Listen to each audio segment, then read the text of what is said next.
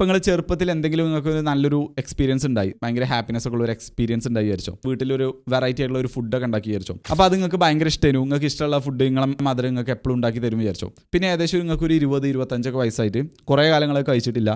പിന്നീട് വേറെ ഏതെങ്കിലും ഹോട്ടലിലോ വേറെ ഏതെങ്കിലും വീട്ടിലൊക്കെ പോയപ്പോൾ ഇതേ സാധനം ഇതേ ടേസ്റ്റിൽ നിങ്ങൾക്ക് ഉണ്ടാക്കി തരികയാണെന്നുണ്ടെങ്കിൽ ആ ഒരു പഴയ മെമ്മറി ഒക്കെ ഫ്ലാഷ് ബാക്ക് വരില്ലേ. അപ്പോൾ അതൊരു സിമ്പിൾ എക്സാമ്പിളാണ്. നമ്മൾ പഠിക്കുമ്പോൾ നമുക്ക് എത്രത്തോളം ക്യൂസുകൾ അതിന് കൊടുക്കാൻ പറ്റുമോ, നമ്മൾ പഠിക്കുന്ന സാധനത്തിന് നമ്മളെ എൻവയറമെന്റിൽ സൗണ്ട് സ്മെല്ല് ഇങ്ങനെ വെച്ചാണ് ഒരുപാട് ക്യൂസുകൾ കൊടുക്കാൻ പറ്റുമോ, അത്രത്തോളം നമ്മളത് മെമ്മറിയിലേക്ക് വരാനുള്ള ചാൻസ് കൂടുതലാണ്.